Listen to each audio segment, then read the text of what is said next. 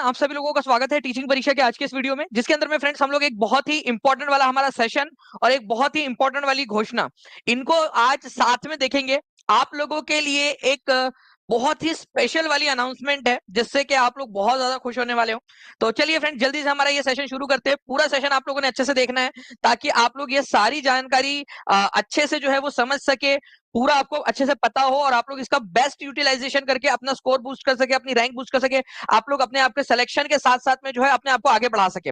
चलिए, तो इसके बारे में मैं पूरी जानकारी आप लोगों को दूंगा, लेकिन उससे पहले हम लोग जल्दी से हमारे सेशन की तरफ में आज के जो क्वेश्चन है फ्रेंड्स उनके तरफ में आगे बढ़ते हैं। मैं यहाँ पर मैं सबसे पहले उन सभी जो है फ्रेंड्स बच्चों का यहाँ पर मैं बहुत बहुत शुक्रिया करना चाहूंगा, जिन्होंने इस सेशन को आते से ही लाइक कर दिया है या फिर पहले से ही लाइक कर दिया था। बहुत बहुत शुक्रिया, क्योंकि ये वो बच्चे हैं जो सेशन को जो है फ्रेंड्स बूस्ट देते हैं, एनर्जी देते हैं। तो बहुत बहुत शुक्रिया आप सभी लोगों का फ्रेंड्स, जितने भी बच्चे हैं जिन्होंने लाइक कर दिया था, प्लीज हाथ ऊपर कर देंगे, ताकि मुझे भी पता चल जाए यहाँ पर में कौन कौन वो जो है हमारे एक लॉयल स्टूडेंट्स है, लॉयल बच्चे हैं यहाँ पर में, लॉयल अभ्यर्थी है। ठीक है, चलिए सभी को गुड आफ्टरनून।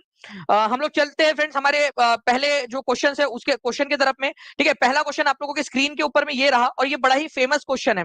ठीक है, इसको इंपॉर्टेंट मार्क करिए आप सभी लोग। पोल भी आपकी तरफ में आ गया होगा, आप लोग इसको पोल के साथ में भी आंसर कर सकते हैं।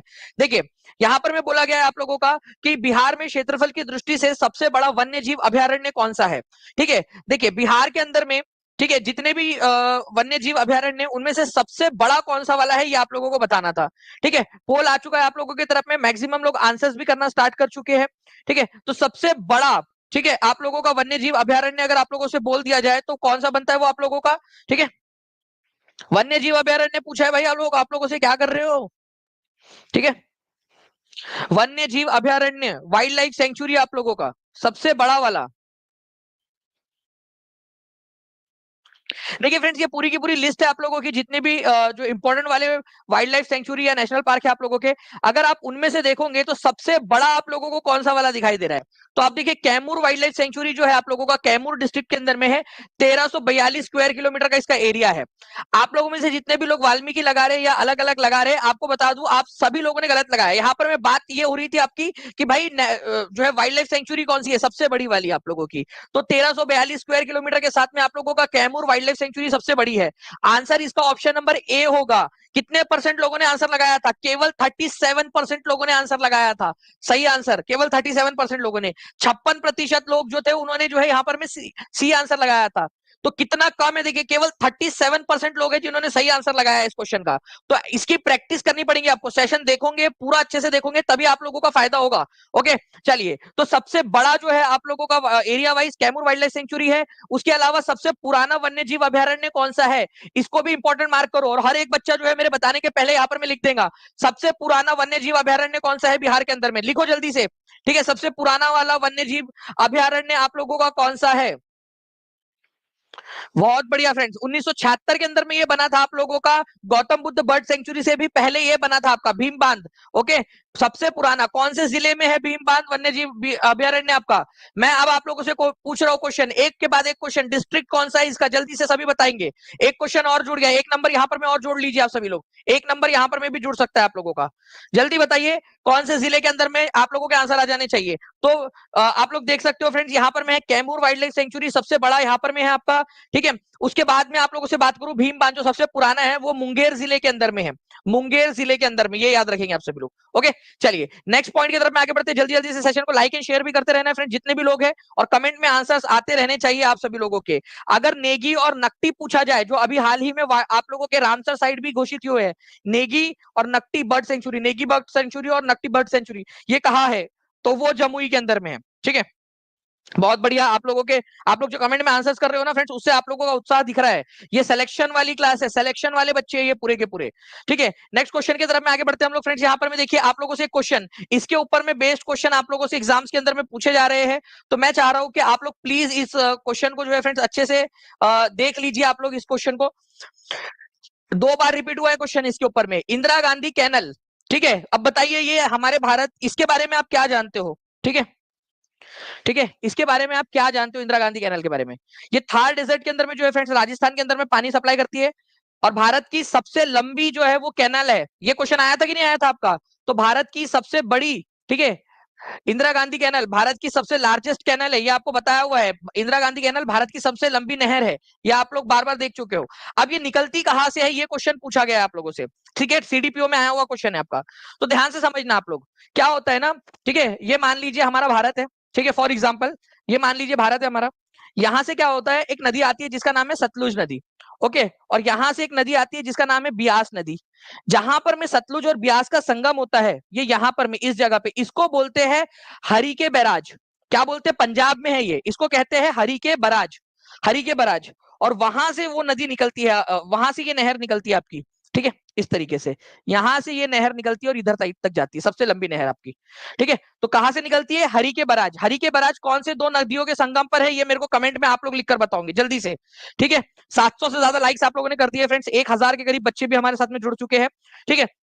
और आज बहुत इंपॉर्टेंट वाली अनाउंसमेंट है, ये सेशन पूरा देखिए आप लोग, इसके तुरंत बाद में आप लोगों के लिए बहुत बड़ी वाली अनाउंसमेंट कर रहा हूँ। ये अगर वो अनाउंसमेंट आपसे छूट गई तो आप लोगों के लिए बहुत बड़ा नुकसान हो सकता है, ठीक है, आपके रैंक के ऊपर में, तो प्लीज अच्छे से देखिएगा आप लोग। ओके चलिए, तो ये आप लोगों ने देख लिया, हरि के बराज कौन से दो नदियों के संगम पर है, कौन से राज्य के अंदर में है, ये भी आप लोग बताएंगे। नेक्स्ट क्वेश्चन फ्रेंड्स, आप लोग देखिए, एक क्वेश्चन मैंने ले लिया है प्रीवियस ईयर क्वेश्चन आपका, विच acid is present in tamarind, ठीक है, इमली में कौन सा अम्ल है। कुलदीप सर ने आप लोगों को करवाया होगा फ्रेंड्स, एक बार आप लोग फास्ट जल्दी से 10 सेकंड के अंदर में करके इसको आगे बढ़िए, ठीक है। इमली में कौन सा, और ये प्रीवियस ईयर क्वेश्चन है, वहीं से उठाया आपका डायरेक्टली क्वेश्चन पेपर में से, ठीक है। तो आप लोगों को ये याद रखना है फ्रेंड्स की जो अलग अलग आप लोगों की चीजें उनके अंदर में अलग अलग अम्ल पाए जाते हैं, और एनसीईआरटी में इसका पूरा का पूरा लिस्ट दी गई है, पूरी एनसीईआरटी आपको कोर्स में अवेलेबल है, और न्यू एनसीईआरटी जो है वो भी डाल दी गई है आप लोगों की। तो देखिए यहाँ पर में जो बात करी गई है आप लोगों की कि भाई इमली के अंदर में आपका कौन सा पाया जाता है, तो यहाँ पर में आपकी इमली है, और टार्टरिक अम्ल इसमें पाया जाता है, ये याद रखना आप लोगों ने, टार्टरिक एसिड, ठीक है। तो टार्टरिक एसिड जो है ये इमली में, ठीक है, अंगूर के अंदर में आप लोगों का, और जो अनपके हुए मतलब कच्चे आम जो होते हैं आप लोगों के, उनके अंदर में पाया जाता है, ठीक है। नींबू कुल के जो फल होते हैं, ठीक है, उनमें साइट्रिक एसिड पाया जाता है आपका। चींटी के डंक में क्या पाया जाता है, जब चींटी काटती है आप लोगों से, आप लोगों को, तो फॉर्मिक एसिड उसके अंदर में पाया जाता है। ये पूरी की पूरी लिस्ट है जो आपको बार बार करवाते हैं कुलदीप सर भी, उसको भी आप लोग अच्छे से देखा कीजिए, ठीक है।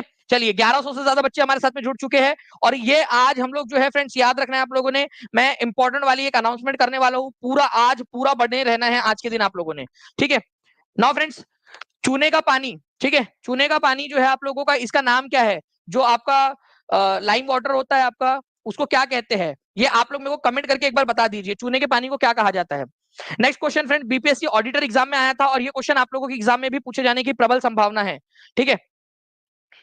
चलिए जैसे ज्यादा से ज्यादा लाइक एंड शेयर करो सभी लोग। चलिए राजा जी भी बोल रहे हैं यहाँ पर में लाइक एंड शेयर करो, तो चलिए जल्दी जल्दी से करते रहेंगे सभी लोग। 800 से ज्यादा आप लोगों ने कर दिए फ्रेंड्स लाइक्स, जल्दी से करते रहेंगे सभी लोग।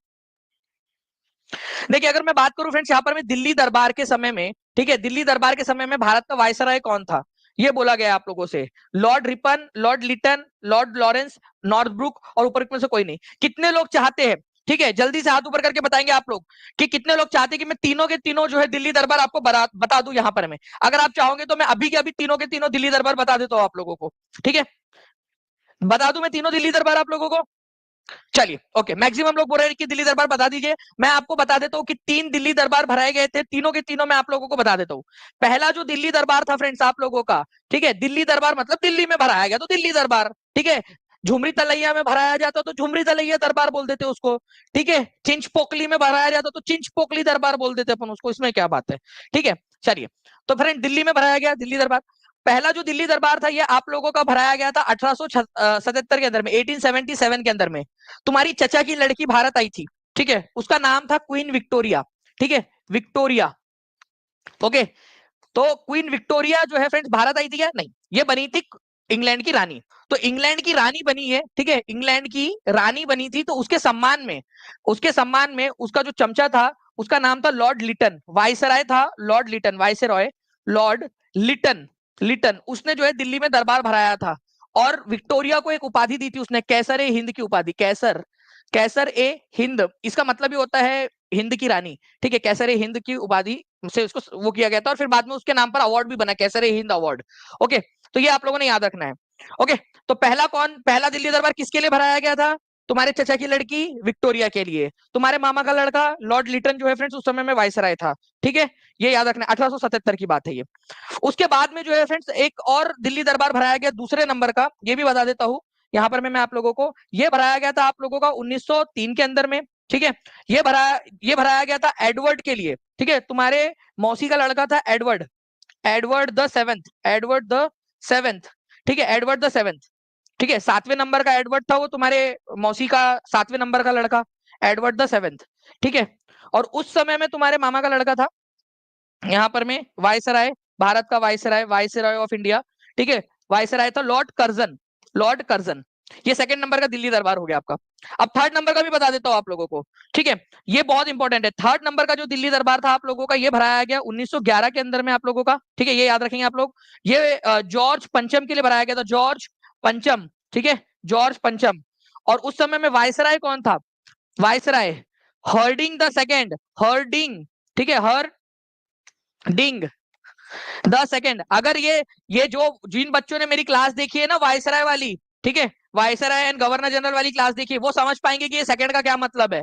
हार्डिंग नाम का एक और वायसराय हो चुका है आपका पहले भी, इसी वजह से इसको हार्डिंग द सेकंड भी बोलते हैं। लेकिन नॉर्मली नॉर्मली एग्जामिनर क्या करता है, केवल हार्डिंग देता है, आप लोग आंसर लगा देते हो हार्डिंग, जैसे इस बार भी आया था। लेकिन हार्डिंग 1 और हार्डिंग 2 ऐसा दो आ जाए एग्जाम के अंदर में क्वेश्चन, तो उसमें आप लोग क्या लगाओगे? हार्डिंग द सेकंड को लगाओगे। और वो क्वेश्चन मैंने आप लोगों को करवाया हुआ है, मैंने ऐसा क्वेश्चन आपको बनाकर दिया था कि हर्डिंग अगर 1 और हर्डिंग 2 दोनों ऑप्शन में आ जाए कि जो दिल्ली दरबार था आप लोगों का 1911 का, किसके समय में भराया गया था? हर्डिंग 1, लॉर्ड कर्जन, हर्डिंग 2, ठीक है, none of the above, more than of the above. तो आपका आंसर जो हर्डिंग द सेकंड होना चाहिए। पूरा लॉजिक बताया था, अगर आप लोग कहोगे तो मैं फिर से बता दूंगा पूरा लॉजिक वो आपको, ठीक है। चलिए, तो फ्रेंड्स यहाँ पर मैं 900 से ज्यादा लाइक्स आपने कर दी है, 1400 के करीब बच्चे जुड़ गए। जल्दी जल्दी से सेशन को लाइक करते रहेंगे तो मजा आ जाएगा। अब बताइए इसका आंसर क्या होगा? मैं चाहूंगा टीम से कि एक बार पोल दे दी जाए, प्लीज एक बार फिर से पोल दे दिया जाए। मैं और सभी बच्चे जुड़े रहेंगे क्योंकि एक बहुत ही इंपॉर्टेंट वाली अनाउंसमेंट है आपके लिए इसके बाद। ये सेशन को मिस नहीं कर सकते आप लोग, सारा पूरा देखना है आप लोगों ने, इंपॉर्टेंट वाली अनाउंसमेंट है आप लोगों के लिए।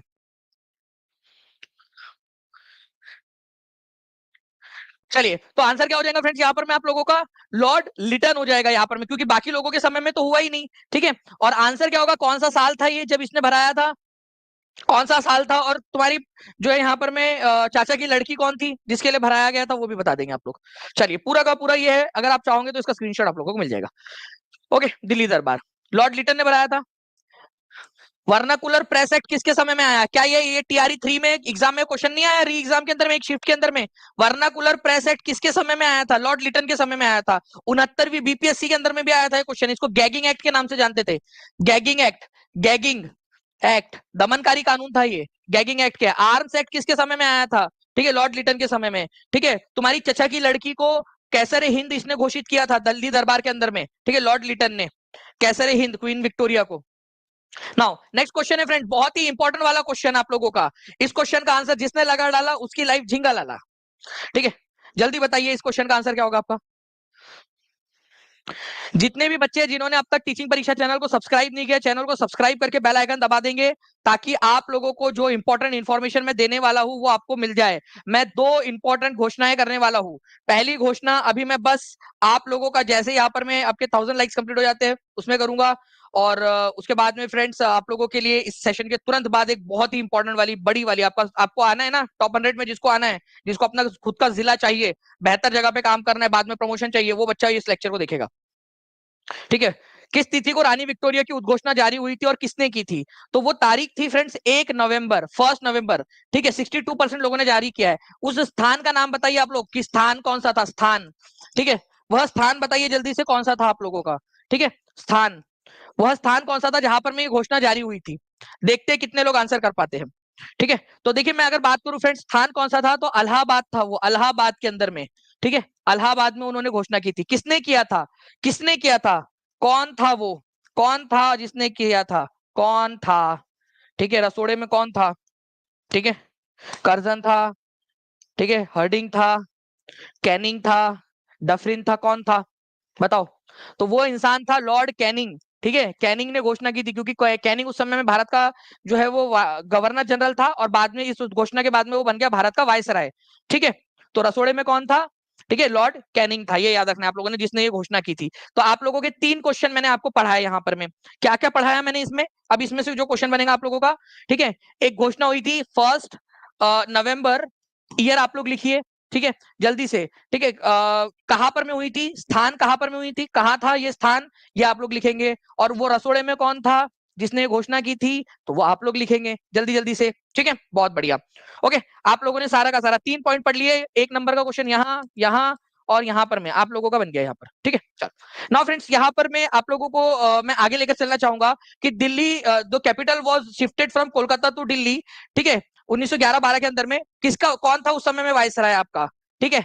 अब देखिए, अगर मान लीजिए यहाँ पर मैं आप लोगों का, मैं टीम से रिक्वेस्ट करूंगा कि जो हमने क्वेश्चन करवाया था पेड क्लास के अंदर में, ठीक है, पेड क्लास में हमने एक क्वेश्चन करवाया था जिसमें हर्डिंग 1 और हर्डिंग 2 दोनों दिए हुए थे। प्लीज उस क्वेश्चन को निकालकर यहाँ पर में भी बच्चों को एक चैलेंज दे दिया जाए उस क्वेश्चन को करने का, ठीक है, थोड़ा सा उसको कॉम्प्लिकेटेड करके। तो बताइए इसका आंसर क्या होगा आपका।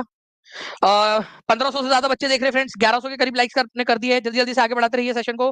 भारत की राजधानी जो है शिफ्ट हुई थी, वो उस समय में था लॉर्ड हर्डिंग। देखो, लॉर्ड हर्डिंग 1 और 2 नहीं दिया है ना, तो लॉर्ड हर्डिंग लगा देने का बस, ठीक है। जब दोनों नहीं दिया तो दोनों दिए तो कैसे लगाते हैं वो मैं अभी आपको थोड़ी देर में बताता हूँ। मैंने क्लास के अंदर में पढ़ाया है इसको, पेड क्लास के अंदर में, अभी आप लोगों को भी सिखा दूंगा उसको मैं, ठीक है। चलिए नाउ फ्रेंड्स, आप लोगों को बता दूं, हर्डिंग द सेकंड थे ये। देखिए तुम्हारे यहाँ पर में बड़ी वाली मौसी का लड़का लॉर्ड हर्डिंग द सेकेंड है, ये याद रखेंगे आप सभी लोग। ओके, इनके समय में बंगाल का विभाजन रद्द हुआ था। बंगाल का विभाजन किसके समय में रद्द हुआ, हर्डिंग द सेकेंड। क्यों हर्डिंग द सेकेंड, ये हम हर बार भूल जाते हैं। मैं आपको बता दूं, ये एक एग्जाम में आ चुका है, इस वजह से मैं आप लोगों को इतना ज्यादा जोर दे रहा हूँ। अगले बार कोई मेरा बच्चा इसमें कंफ्यूज नहीं होना चाहिए। कलकत्ता ट्रांसफर हुई थी दिल्ली, कलकत्ता से दिल्ली ट्रांसफर हुई थी, ठीक है। हिंदू महासभा की स्थापना 1915 में इन्हीं के समय में हुई थी, ठीक है। आप लोगों से ये क्वेश्चन पूछा जा सकता है, ठीक है, हिंदू महासभा की स्थापना कब हुई थी और किसने की थी। डायरेक्ट क्वेश्चन बना कि नहीं बना आप लोगों का। तो हिंदू महासभा की स्थापना 1915 में हुई थी और मदन मोहन मालवीय जो है फ्रेंड्स, उन्होंने की थी, ठीक है, ये याद रखेंगे आप लोग। मदन मोहन मालवीय, हिंदू महासभा की स्थापना मदन मोहन मालवीय। ओके, चलिए नाउ फ्रेंड्स, आप लोगों का इस क्वेश्चन की तरफ में आगे बढ़ते हैं। यहाँ पर में कौन बनेगा, ठीक है, टीआरई का शिक्षक। इस केबीसी के अंदर में आया हुआ क्वेश्चन, ओरिजिनल क्वेश्चन आप लोगों को मैंने पूरी स्क्रीन दे दिया है। आप लोग बताइए इसका आंसर क्या होगा, ठीक है। Who was the viceroy of India when the capital of India was shifted from Calcutta to Delhi. Kaun Banega करोड़पति में भी पूछा गया भाई क्वेश्चन आप लोगों का इसी क्लास से। 1146 बच्चे ने लाइक कर दिए हैं। अब एक बहुत इंपॉर्टेंट वाली घोषणा कर रहा हूं मैं आप लोगों के लिए, ठीक है। मैं टीम से रिक्वेस्ट करूंगा कि प्लीज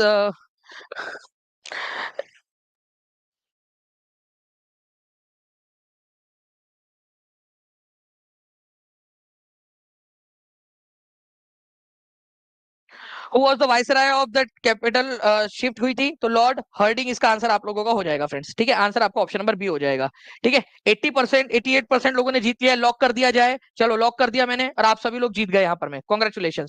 नाउ अब बहुत ही इंपॉर्टेंट, इसको सुपर डुपर इंपॉर्टेंट मार्क करो भाई। देखो मैंने इंपॉर्टेंट लिख दिया है, मैं बता रहा हूँ आप लोगों को, ये क्वेश्चन इंपॉर्टेंट है।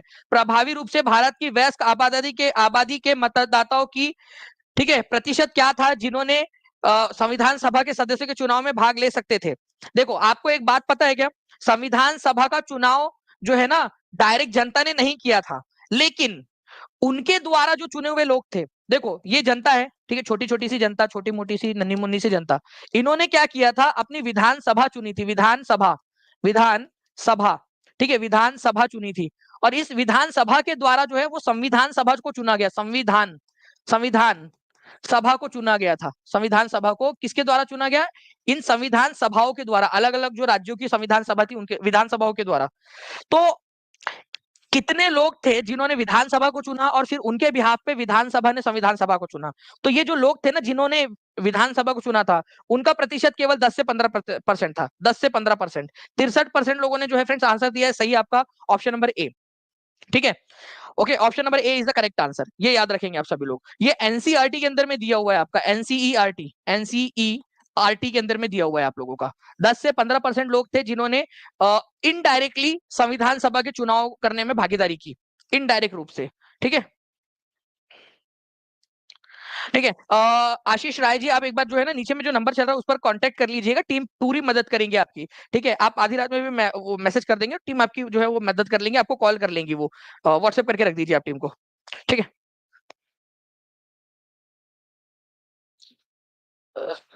कितने लाख का चेक मिलेगा सर ये क्वेश्चन के लिए? आपको सिलेक्शन मिलेगा भाई, ठीक है, सिलेक्शन मिलेगा तुमको, सिलेक्शन। चलिए आगे बढ़ते हैं फ्रेंड्स, हम लोग यहाँ पर में अनाउंसमेंट आप लोगों के लिए फ्रेंड्स, स्टे ट्यून्ड, एक बड़ी अनाउंसमेंट होने वाली है आप सभी लोगों के लिए, ठीक है। सभी के सभी लोग तैयार है?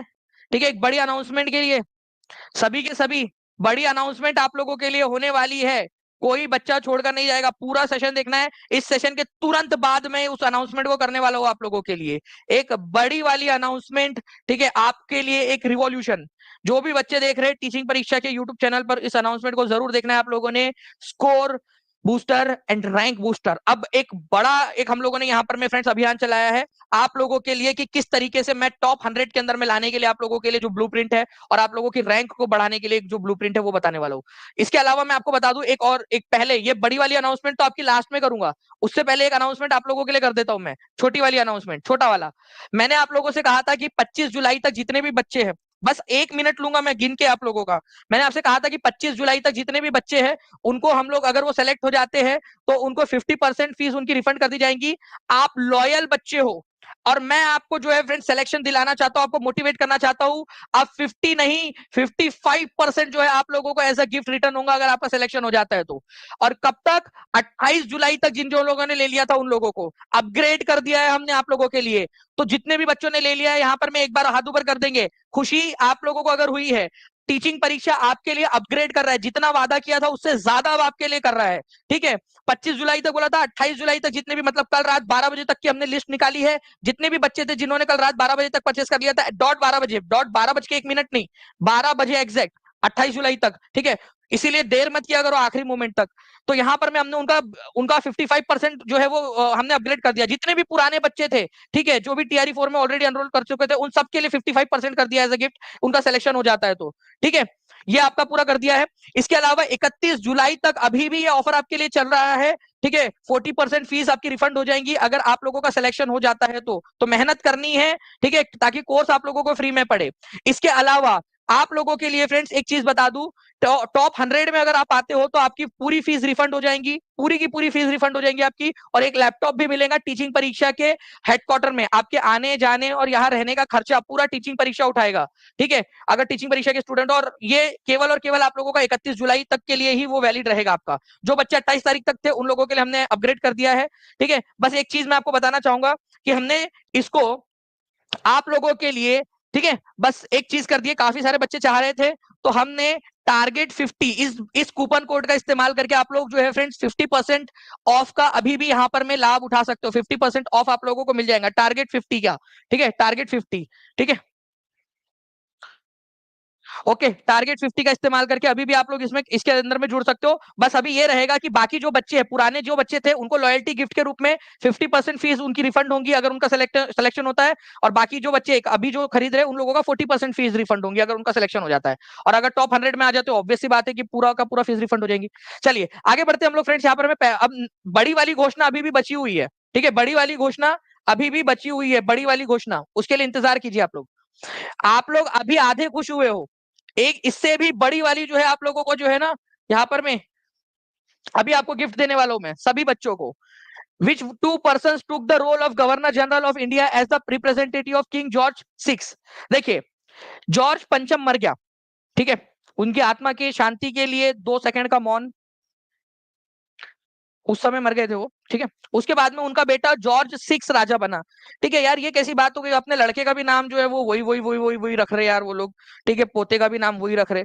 मतलब कुछ और नाम रखो ना यार, यहाँ हम बताते नाम तुम्हारे को, ठीक है, मेरे पास आ जाना, मैं नामकरण कर दूंगा। वो बात अलग है कि मेरे को शिवा का नाम याद नहीं हो रहा अभी तक, लेकिन भाई नाम मैं खुद रखता, अगर शिवा का नाम मैं रखता तो शायद मेरे को याद हो जाता ना।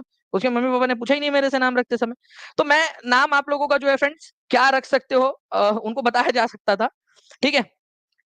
चलिए अब देखिए फ्रेंड्स, मैं आपको बताता हूँ कि किंग जॉर्ज 5 के बाद में बने थे।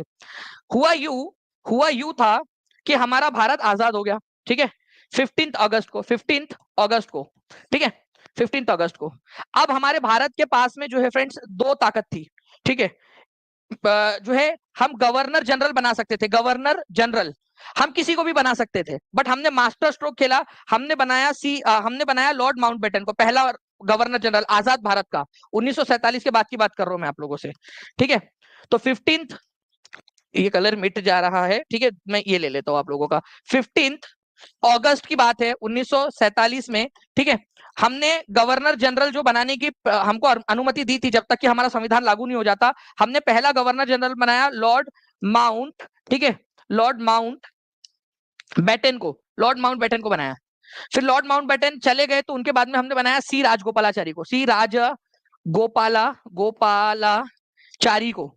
ये गवर्नर जनरल बनाया ही क्यों, डायरेक्टली राष्ट्रपति क्यों नहीं बनाया, हम तो आजाद हो गए थे भाई, हमारा संविधान लागू नहीं हुआ था ना मेरे लाल उस दिन, ठीक है। तो संविधान लागू होने के लिए वेट करना था हमको, तो संविधान लागू होने तक हमने गवर्नर जनरल वाली पोस्ट अपनाई थी, संविधान लागू होने तक। फिर राष्ट्रपति वाली पोस्ट चालू हुई हमारी 26 जनवरी से, ठीक है। तो लॉर्ड माउंटबेटन और सी राजगोपालाचारी ऐसे दो लोग बने। तो जब ये गवर्नर जनरल थे और हमारा भारत रिपब्लिक बनने का था, लोकतंत्र बनने का था, तो हमारा राजा कौन था उस समय तक, 15 अगस्त 1947 से, ठीक है, 25 जनवरी 25 जनवरी 1950 तक हमारे भारत का राजा कौन था, ठीक है।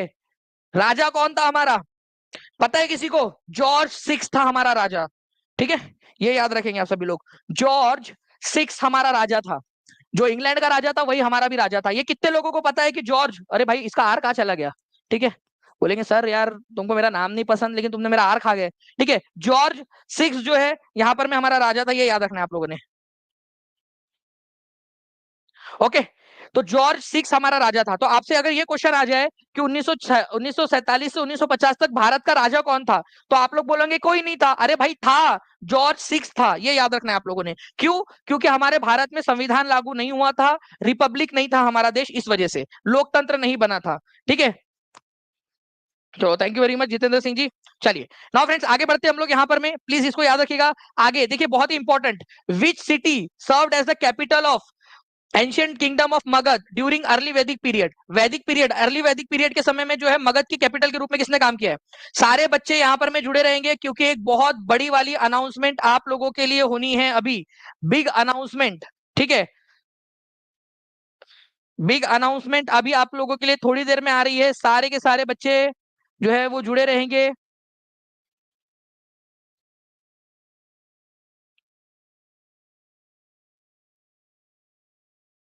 चलिए तो देखिए फ्रेंड, प्रारंभिक वैदिक काल के अंदर में जो है कौन सा नाम था इसका, तो आपको बता दूं कि बिंबिसार जो है फ्रेंड्स ये मगध महाजनपद का पहला राजा था, उसके बाद में अजात शत्रु था।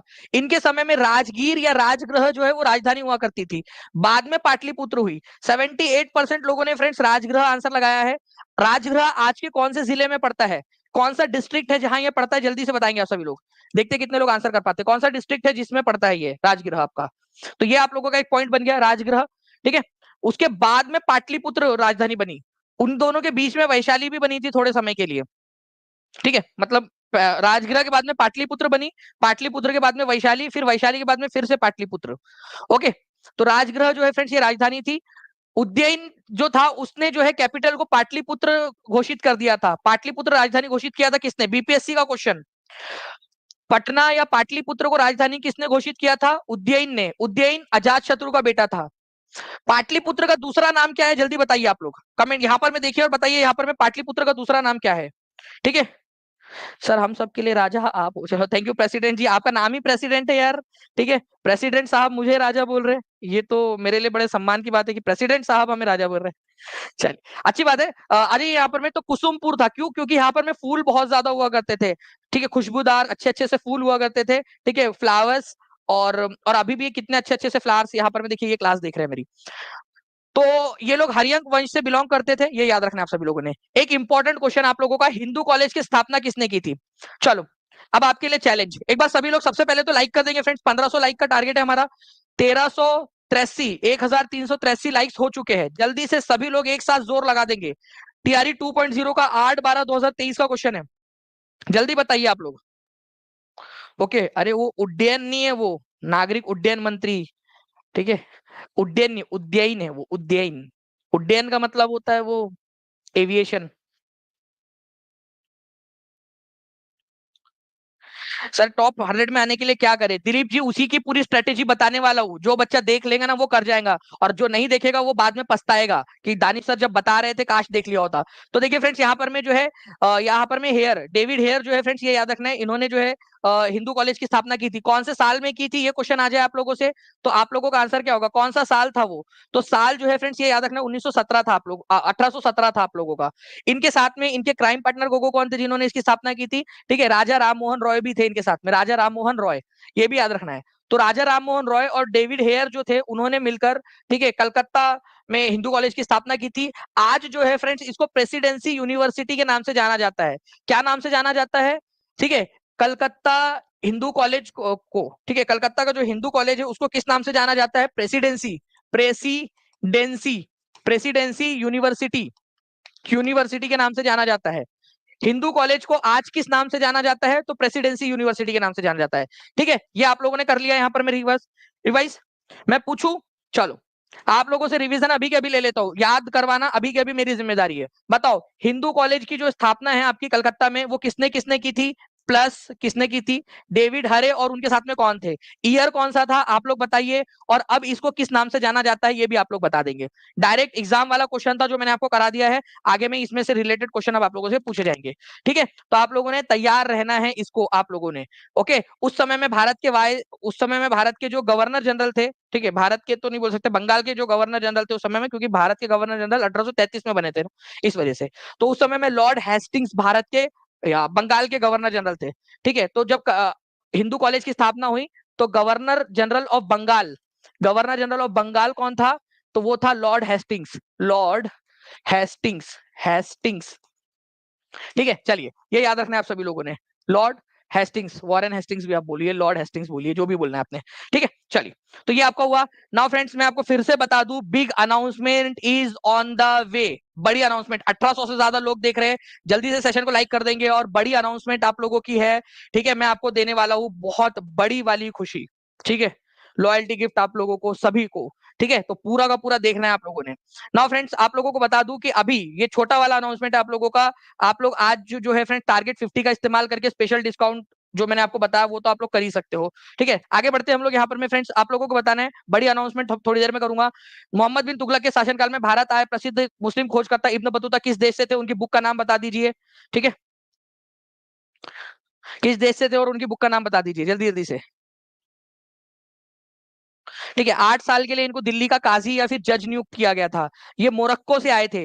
मुझे बताओ, मोरक्को कौन से महाद्वीप में है? अभी जो टीआरई 4 वाले बच्चे, उन लोगों को पता है, मैंने कंटिनेंट वाली क्लास ली, आपकी 4 क्लासेस ली है महाद्वीप की। 5वीं वाली क्लास भी लेने वाला हूं मैं आपकी, जिसके अंदर मैं चारों क्लास का रिवीजन कराऊंगा, और उसमें एडवांस वाला भी करवाने वाला हूं आप लोगों को। 5वें नंबर की क्लास होने वाली है आप लोगों की आज रात में। ठीक है, जिसके अंदर में मैं जो 4 क्लास करवाई ना, उसकी उसके टफ वाले क्वेश्चंस, और उसके अंदर में एडवांस वाला आप लोगों का, जैसे वो एल्ब्रोस वाला क्वेश्चन पूछा था, तेहरान वाला आपका, उस तरीके के जितने भी क्वेश्चन पूछ सकते हैं आप लोगों से, ड्रैकेंसबर्ग पर्वत कहां पर में, वो सब क्वेश्चन जो पूछ सकते हैं वो पूछूंगा। और आप लोगों को हार्ड वाले क्वेश्चन भी करवाने वाला हूँ आज रात में। मैं 4 करवा चुका हूँ ऑलरेडी लेक्चर, 5वां फिर भी करवाऊंगा। मोरक्को कौन से महाद्वीप में, कॉन्टिनेंट में है, ये बताएंगे आप लोग। ठीक है, और कॉन्टिनेंट के कौन से वाले हिस्से में है? यूपी पीजीटी का क्वेश्चन बता रहा हूं आप लोगों को, मोरक्को कौन से वाले, उस कंटिनेंट के कौन से हिस्से में, ये पूछा गया था आप लोगों से। ठीक है, तो मोरक्को से आया था, और उन्होंने जो बुक लिखी थी उसका नाम था रेहला। किसके समय में आया था? तो ये आया था मोहम्मद बिन तुगलक के समय में। मोहम्मद बिन तुगलक के समय में, ये आप लोग याद रखोगे। ठीक है, मोहम्मद बिन तुगलक के समय में, इंपॉर्टेंट क्वेश्चन है। अफ्रीका में है, और अफ्रीका में भी अगर हम लोग देखेंगे फ्रेंड्स, अफ्रीका में भी, तो अफ्रीका के उत्तरी भाग में है, उत्तरी भाग में, यहाँ पर में उत्तरी भाग के अंदर में, नॉर्थ अफ्रीका में। ठीक है, ये यहाँ पर में आप लोगों को मिलेगा मोरक्को। ठीक है, इस तरीके से। नाउ नेक्स्ट क्वेश्चन की तरफ में आगे बढ़ते हैं, उससे पहले उससे उससे पहले मैं आप लोगों को बता दूं फ्रेंड्स कि रहला नाम की जो है उनकी पुस्तक थी, कौन सी भाषा में लिखी थी? भाषा भी आप लोगों से पूछ सकते हैं उसके अंदर में। भाषा जो थी फ्रेंड्स वो थी अरेबिक भाषा, अरेबिक भाषा, ये याद रखना है आप लोगों ने। ठीक है, अरेबिक भाषा थी, अरेबिक भाषा थी, ये याद रखेंगे आप सभी लोग। नाउ फ्रेंड्स, राजमहल क्षेत्र में दामिने कोह क्या था आप लोगों का, ये बताना है आप लोगों ने। What was दामिने Koh in Rajmahal? Important question है आप लोगों का, जल्दी से बताइए आप सभी के सभी लोग। सेशन को लाइक एंड शेयर करते रहेंगे फ्रेंड्स, जिन्होंने भी चैनल को सब्सक्राइब नहीं किया है। ठीक है, ऐप के ऊपर में होगी क्लास, जल्दी जल्दी से बताते रहेंगे सभी लोग।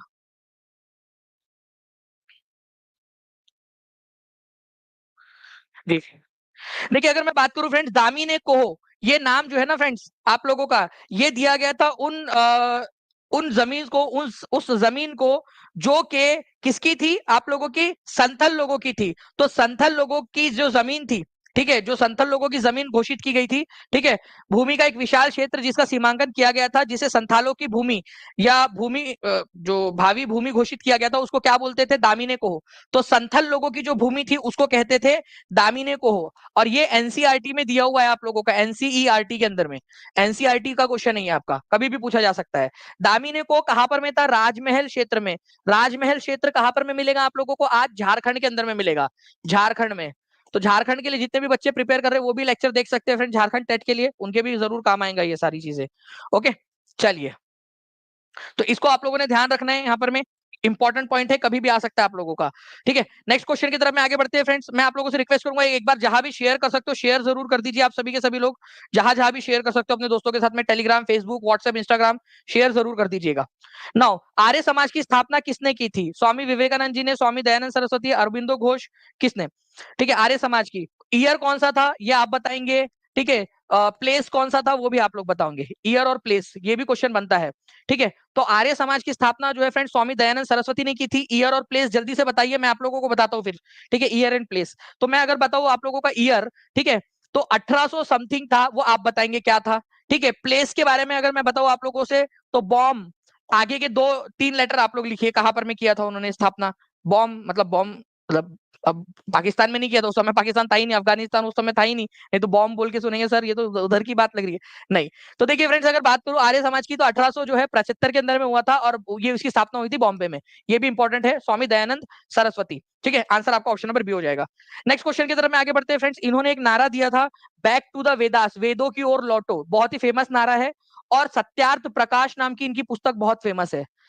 मैं लास्ट में आपसे पूछूंगा सत्यार्थ प्रकाश किसने लिखी थी, सत्यार्थ प्रकाश। एक बार जल्दी से फ्रेंड्स सभी लोग लाइक एंड शेयर कर देंगे, 1600 के लाइक के पास में हम लोग, ठीक है, 2000 हम लोग कर सकते हैं फ्रेंड्स, अभी के अभी बहुत कम समय हमारे पास में बचा हुआ है, जल्दी जल्दी से, फिर मैंने आप लोगों के लिए वो बड़ी वाली अनाउंसमेंट भी करनी है। ठीक है, तो सभी के सभी लोग जल्दी जल्दी से, मैं टीम से रिक्वेस्ट करूंगा कि प्लीज उसकी तैयारी कर लीजिए बड़े वाले अनाउंसमेंट की। आत्मीय सभा किसने बनाई थी, तत्वबोधिनी सभा, 69वीं बीपीएससी का क्वेश्चन, कब बनाई थी और किसने बनाई थी और कहां बनाई थी। ब्राह्मो समाज ऑफ इंडिया, ब्राह्मो समाज की स्थापना तो राजा राम मोहन रॉय ने, लेकिन ब्राह्मो समाज ऑफ इंडिया ये किसने बनाया था, ठीक है, तो वो केशव चंद्र सेन ने। और स्वामी दयानंद सरस्वती ने आर्य समाज। ये प्लीज ये 5 जो है, ये 4 जो है आप लोगों की, इसको याद रख लो आप लोग। मैं आप लोगों को चैलेंज करता हूँ कि कल मैं इसकी जो है खतरनाक वाली जोड़ियां बनाने वाला क्वेश्चन आप लोगों से पूछूंगा। रेडी हो आप सभी लोग कल के लिए, कल इसकी खतरनाक जोड़ी बनाऊं, इतना टफ करूंगा, इतना कॉम्प्लिकेटेड करेंगे कि आप लोगों को 10 बार सोचना पड़ जाएगा। ठीक है, चलिए, इसके अलावा भी बहुत बड़ी लिस्ट है मेरे पास में, इसमें से भी लेकर आऊंगा मैं कल क्वेश्चन आप लोगों के लिए। ठीक है, और भी लिस्ट है हमारे पास में, कंटेंट की कमी नहीं है। ठीक है, चलिए, तो बिग अनाउंसमेंट, ठीक है, कमिंग सून, बहुत जल्दी, एकदम टीम पूरी तैयार हो चुकी है, सारे के सारे लोग बने रहेंगे सेशन के साथ में। ठीक है, सेशन के साथ में बने रहिए आप लोग। ओके, उसके बाद में जो है फ्रेंड्स आप लोगों का 1876 में इंडियन एसोसिएशन की स्थापना किसने की थी। ठीक है, इंडियन एसोसिएशन की स्थापना जल्दी बता दीजिए, और इसको कांग्रेस में मर्ज कब कर दिया गया था ये भी आप लोगों ने बता देना है। ठीक है, इंडियन एसोसिएशन की स्थापना किसने की थी, 2 लोग थे, 1 2, दोनों के नाम आप लोग बताओगे। ठीक है, एक तो थे सुरेंद्र नाथ बैनर्जी, ठीक है, सुरेंद्र नाथ बैनर्जी, बैनर्जी। दूसरे कौन थे जल्दी बताइए आप सभी लोग, कौन सा साल था ये इंडियन एसोसिएशन बनाने का, कलकत्ता में इसकी स्थापना की थी 1876 में, 1876 के अंदर में। दूसरे कौन थे जल्दी, अगर आता है आप लोगों को बताइए। Revision is the key to success, revision बहुत जरूरी है। ठीक है, तो वो थे आनंद मोहन बोस, आनंद मोहन मोहन बोस। ठीक है, ये याद रखना है आप सभी लोगों ने। ठीक है, सुरेंद्र नाथ बैनर्जी और आनंद मोहन बोस, तो यहां दिया हुआ है सुरेंद्र नाथ बैनर्जी, तो आंसर सी हो जाएगा आपका। कांग्रेस में इसको मर्ज कर दिया गया था, इस संस्था को कांग्रेस के अंदर में, इंडियन नेशनल कांग्रेस में। ठीक है, 1886 के अंदर में, कलकत्ता अधिवेशन के अंदर में, उस समय में दादा भाई नौरोजी अध्यक्ष थे। ठीक है, ये याद रखेंगे आप सभी लोग। ठीक है, चलिए, तो ये एक इंपॉर्टेंट वाला पॉइंट है आप लोगों का फ्रेंड्स। ठीक है, 1850 लोग देख रहे हैं, 2000 हम लोग पहुंच सकते हैं अगर आप सभी के सभी 1850 लोग एक साथ जो है फ्रेंड शेयर कर दे, जहां भी शेयर कर सकते हो जल्दी जल्दी से। ठीक है, चलिए, नेक्स्ट क्वेश्चन, 1876 में इंडियन एसोसिएशन की स्थापना किसने की थी, देखिए 67 बीपीएससी का क्वेश्चन। ठीक है, ये बीपीएससी टीआरई 2 का 14/12/2023 का क्वेश्चन। मैं इसीलिए बता रहा हूं, जो मेरी नेक्स्ट अनाउंसमेंट है ना वो इसी से रिलेटेड है। मैं आपसे कह रहा हूं ना, आपको लोगों का रैंक बूस्ट करवा के दूंगा। बीपीएससी टीआरई का देखिए 2.0 का क्वेश्चन 14/12/2023 को, और आप लोग देखिए ये क्वेश्चन 67वीं बीपीएससी में 8 मई 2022 को, मतलब एक साल, लगभग एक साल पहले ये क्वेश्चन ऑलरेडी आ चुका था। ठीक है, तो ये रिवीजन जो प्रीवियस ईयर क्वेश्चन है वो करना क्यों जरूरी है, आप लोग खुद देखिए यहाँ पर में क्यों जरूरी है प्रीवियस ईयर क्वेश्चन करना, आप लोगों के सामने प्रूफ है। ठीक है, तो 1876 में इंडियन एसोसिएशन की स्थापना किसने की थी? सुरेंद्रनाथ बैनर्जी ने की थी। ठीक है, और आनंद मोहन बोस ने। A is the correct answer. Next question की तरफ में आगे बढ़ते हैं friends. Mohammedan Anglo Oriental College के संस्थापक कौन थे? इसी को अलीगढ़ मुस्लिम यूनिवर्सिटी भी कहा गया है आगे जाकर, अलीगढ़ मुस्लिम यूनिवर्सिटी। ठीक है, तो मोहम्मदन एंग्लो ओरिएंटल कॉलेज की स्थापना जो है किसने की थी? सर सैयद अहमद खान, सर सैयद, ठीक है, सैयद अहमद अहमद खान ने। ठीक है, इन्होंने एक और संस्था बनाई थी ट्रांसलेशन के लिए, पूर्व जो पश्चिमी बुक है उसके ट्रांसलेशन के लिए एक संस्था बनाई थी उन्होंने, बताइए ठीक है कौन सी थी? तो किस वर्ष मोहम्मदन एंग्लो ओरिएंटल कॉलेज की स्थापना की गई थी फ्रेंड्स? उसकी स्थापना की गई थी आप लोगों की 1875 के अंदर में। ठीक है, Anglo oriental, Mohammedan Anglo Oriental college, जिसको बाद में अलीगढ़ मुस्लिम यूनिवर्सिटी बोला गया 1875 में। तो दिया ही नहीं है ऑप्शन में, तो नन ऑफ द अबव। ठीक है, डायरेक्टली पता होना चाहिए डायरेक्टली आप लोगों को कि कब की थी। 1875 में की थी उन्होंने, तो डायरेक्टली इसका आंसर आप लोगों को हो जाएगा ऑप्शन नंबर ई। ठीक है, 1875 के अंदर में उन्होंने की थी इसकी स्थापना, तो E is the correct answer. Okay, 1875 के अंदर में। इसके अलावा मैं आपको बताना चाहूंगा फ्रेंड्स, उन्होंने साइंटिफिक सोसाइटी बनाई थी, मैंने आपको कहा ना ट्रांसलेशन के लिए, जो पश्चिमी देशों का, ठीक है, पश्चिमी देशों का जो बुक्स थी उसको भारतीय भाषाओं में ट्रांसलेट करने के लिए साइंटिफिक सोसाइटी, ठीक है, वैज्ञानिक सोसाइटी की स्थापना अलीगढ़ में किसने की थी? 1864 में, तो वो भी सर सैयद अहमद खान थे। ठीक है, ये याद रखना आप लोगों ने, सर सैयद अहमद खान। 1928 बच्चे हमारे साथ में जुड़ चुके हैं, 1700 से ज्यादा लाइक्स आप लोगों ने कर दिए फ्रेंड। जल्दी जल्दी से आप लोग जुड़े रहिए, क्योंकि केवल 5 मिनट बचे वो बड़ी अनाउंसमेंट के लिए आप लोगों के लिए, 5 मिनट से भी कम समय। किस योजना के तहत भारत और पाकिस्तान को 2 उत्तराधिकारी सरकारों में सत्ता का हस्तांतरण करने का प्रस्ताव दिया गया था? ठीक है, इंडिया और पाकिस्तान का बंटवारा, ठीक है, Cripps Mission, Wavell Plan, Mountbatten Plan, Cabinet Mission. ठीक है, तो आप लोगों को जो है फ्रेंड्स ये बताना है कि कौन सा वाला प्लान था जिससे कि भारत और पाकिस्तान का बंटवारे की घोषणा की गई। ठीक है, तो आंसर आप लोगों का हो जाएगा, बताइए जल्दी से, माउंटबेटन प्लान। ओके, तो ये answer is option number C, Mountbatten plan आप लोगों का। तो देखिए फ्रेंड्स, हुआ क्या था, पूरी की पूरी बात बताता हूं आप लोगों को, पूरी हिस्ट्री बताता हूं इसकी। लेकिन लॉर्ड माउंटबेटन जो है आप लोगों के, ठीक है, उससे पहले, उनकी घोषणा के पहले तुम्हारे चचा का एक लड़का था जिसका नाम था क्लीमेंट एटली। ठीक है, बड़ा होनहार लड़का था तुम्हारे चाचा का। ठीक है, उसका नाम था क्लीमेंट एटली, वो ब्रिटेन का प्रधानमंत्री बन गया। जैसे ही वो ब्रिटेन का प्रधानमंत्री बना, उसका दिल पसीज गया भारत के लिए कि मैं भारत को आजादी देकर रहूंगा। ठीक है, भारत को आजादी देकर रहूंगा। उसने ये घोषणा कब की थी, कब उसके दिल के अंदर में ये ख्याल आया? कभी कभी उसके दिल में ये ख्याल आता है, तो 20 फरवरी 1947 को आया।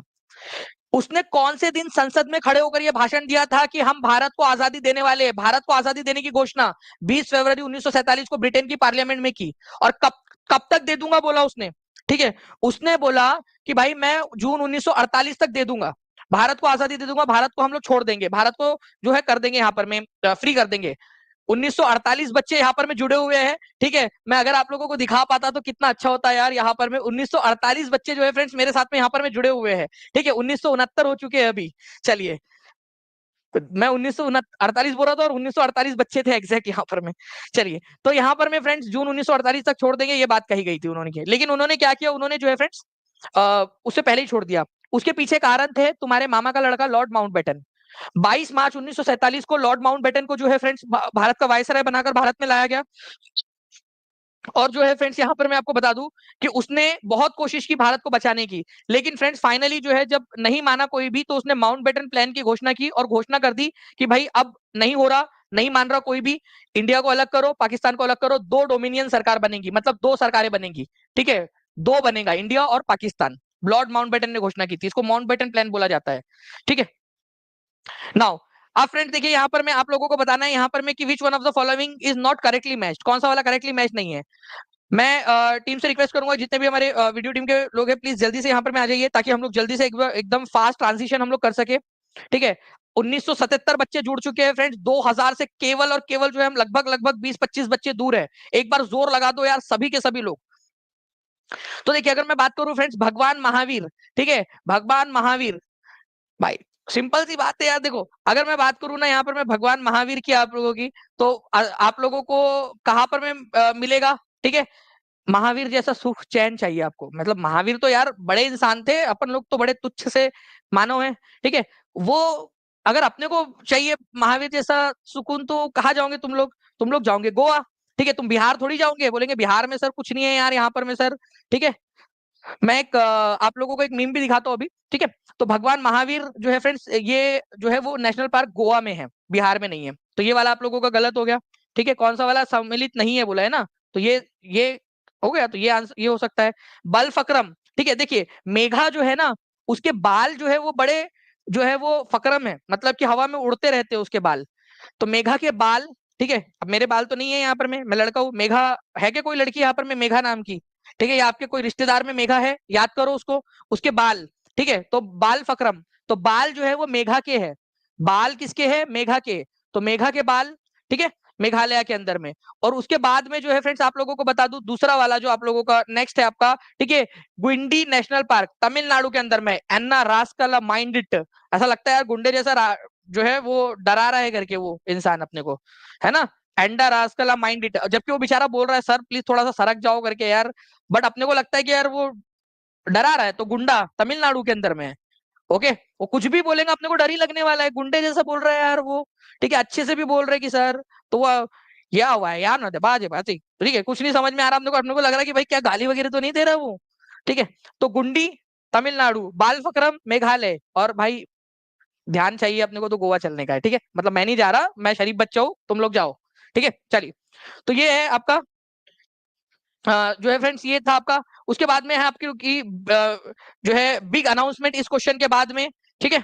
बिग अनाउंसमेंट, आई होप कि सारे के सारे जो टीम है हमारी रेडी है अनाउंसमेंट के लिए, ठीक है। जल्दी जल्दी से बताइए यहाँ पर में इस पर्टिकुलर क्वेश्चन का आंसर क्या होगा। केंद्रीय मंत्रिपरिषद किसके प्रति उत्तरदायी होता है? इंपॉर्टेंट क्वेश्चन है। तो केंद्रीय मंत्रिपरिषद जो है फ्रेंड्स आप लोगों का यहाँ पर में लोकसभा के प्रति उत्तरदायी होता है। आर्टिकल नंबर 75, कौन सा आर्टिकल है ये? आर्टिकल नंबर 75 के अनुसार, डायरेक्टली नहीं लिखा है इसके अंदर में, लेकिन उसके अंदर में जो बातें कही गई है उसके अनुसार 2000 प्लस हम लोग टच करके अभी अभी आए हैं फ्रेंड्स, और फिर से टच हो गया है, ठीक है। 1861 लाइक भी हो चुके हैं। ऐसे ही पढ़ने के लिए टीचिंग परीक्षा चैनल को सब्सक्राइब करके बेल आइकन जरूर दबा दीजिए, ताकि आप लोगों को वीडियोस मिलते रहे। मैं अपनी पूरी जान झोंक देता हूँ क्लास पढ़ाते समय, आप लोगों ने भी फ्रेंड्स अपना पूरा का पूरा योगदान देना है। आर्टिकल नंबर 75 के तहत जो है क्या होता है, जो प्रधानमंत्री है और उनके जो मंत्री परिषद है वो किसके प्रति रिस्पॉन्सिबल होंगे? पार्लियामेंट में, और पार्लियामेंट में भी लोकसभा के प्रति, ठीक है। लोकसभा, सभी लोग लिखिए लोकसभा के प्रति, पूरी पार्लियामेंट नहीं, लोकसभा के प्रति रिस्पॉन्सिबल है, लोकसभा के प्रति रिस्पॉन्सिबल है, ओके। चलिए, मुझे उम्मीद है जो है यहाँ पर में अगर पीछे से जो है वो जो हमारी रैंक बूस्टर सीरीज है उसको लगा दिया गया होगा सेशन, और मैं इसके बाद में जो है शिफ्ट होने वाला हूँ उसमें, ठीक है। नाउ फ्रेंड्स एक क्वेश्चन आप लोगों का मेरे को बताना था आप लोगों के लिए, ठीक है। ये क्वेश्चन था आप लोगों का, ये लंदन में इंडिया हाउस के संस्थापक कौन थे? ये बहुत ही इंपॉर्टेंट क्वेश्चन है, मुझे लग रहा है ये क्वेश्चन आपकी पूछे जाने की संभावना है। लंदन में इंडिया हाउस के संस्थापक कौन थे? 2100 कॉन्करेंट लाइव्स के करीब हम लोग पहुंच चुके हैं फ्रेंड्स यहाँ पर में, ठीक है। 2100 के करीब में, और मैं आपको बता दूं कि अभी आप लोगों के लिए जो है फ्रेंड्स एक बड़ी पहल, ठीक है, टीचिंग परीक्षा की एक बहुत बड़ी वाली पहल जो है आप लोगों के लिए आ रही है। इस क्वेश्चन का आंसर करिए आप लोग तब तक जल्दी जल्दी से, और तुरंत आप लोगों ने उसके ऊपर में शिफ्ट होना है। जो बच्चा मिस करेगा, ठीक है, वो उसकी पर्सनल रिस्पॉन्सिबिलिटी रहेगी कि उसने जो है वो चीज छोड़ी है, ठीक है। बाद में जब सारे लोग अच्छा रैंक लेकर आएंगे और वो जो है रह जाएगा पीछे, तब वो पछताएगा। तो मैं आपको बता दूं फ्रेंड्स, इसका जो है आंसर क्या हो जाएगा, ठीक है। श्यामजी कृष्ण वर्मा, उन्होंने कब स्थापना की थी इसकी? 1905 के अंदर में। कहा की थी इंडिया हाउस की स्थापना? लंदन के अंदर में, लंदन में। ये क्वेश्चन याद रखिए आप सभी लोग, ठीक है। तो श्यामजी कृष्ण वर्मा ने जो है फ्रेंड्स यहाँ पर में क्रॉमवेल एवेन्यू नाम की जगह है, वहां पर में 1905 में इंडिया हाउस की स्थापना की थी। तुम्हारे मामा का लड़का जो था एक, ठीक है, जिसका नाम था फ्रेंड्स यहाँ पर में आपका, ठीक है, मदन लाल ढींगरा। क्या नाम था उनका? मदन लाल ढींगरा। उसने करजन वाइली की हत्या कर दी थी। क्वेश्चन आया था कि नहीं आया था टीआरई 3 में? ठीक है, आया था कि नहीं आया था? मदन लाल ढींगरा ने, करजन वाइली की हत्या किसने की? मदन लाल ढींगरा ने। इसलिए बोल रहा हूँ कि प्रीवियस ईयर क्वेश्चन करना जरूरी है। ये आपके 65 जो है ना, 65 बीपीएससी उसका क्वेश्चन है आप लोगों का ये, ठीक है। तो ये आप लोगों को करवा रहा हूं मैं सारे के सारे। अब फ्रेंड्स आप लोगों को बता दूं कि बिहार के जितने भी बच्चे हैं उन लोगों के लिए सबसे बड़ी पहल, ठीक है, आपको, आप इस सेशन के बाद में तुरंत टीचिंग परीक्षा के चैनल के ऊपर में फ्रेंड्स एक सेशन लगा हुआ है, उस पर आइए आप लोग। मैं आप लोगों के साथ में वहां पर मैं जुड़ रहा हूँ जस्ट 30 सेकंड्स के अंदर में। 30 सेकंड्स के अंदर में आप लोगों ने क्या करना है, उस सेशन में जुड़ना है। सबसे बड़ी पहल आप लोगों की, और सबसे बड़ी पहल जो है उसके अंतर्गत, ठीक है, आपको स्कोर कैसे आपका बढ़ेगा, कैसे आप लोग आगे बढ़ोगे, ये सारी की सारी चीजें आपको मिलेगी। ठीक है, तो टीचिंग परीक्षा की सबसे बड़ी पहल, ठीक है, और बेहतर रैंक की तैयारी, अब सिलेक्शन के साथ में बेहतर रैंक की तैयारी, अब उसके ऊपर में हम लोग आगे बढ़ेंगे। तो चलिए 30 सेकंड का समय, जल्दी से आप लोग पहुंच जाइए यहाँ पर में। ठीक है, सभी लोग, जितने भी लोग हैं सेशन को लाइक कर देंगे यहाँ पर में जल्दी जल्दी से, और उस सेशन के ऊपर में पहुंचकर उसको भी लाइक कर दीजिए जल्दी से, सभी के सभी लोग। मैं 30 सेकंड में मिल रहा हूं आप लोगों से। इसके तुरंत बाद एक सेशन है आपका टीचिंग परीक्षा के यूट्यूब चैनल पर, आइए और उसके अंदर में उस सेशन को जरूर देखिए आप सभी लोग। मैं बड़ी घोषणा कर रहा हूं आप लोगों के सामने।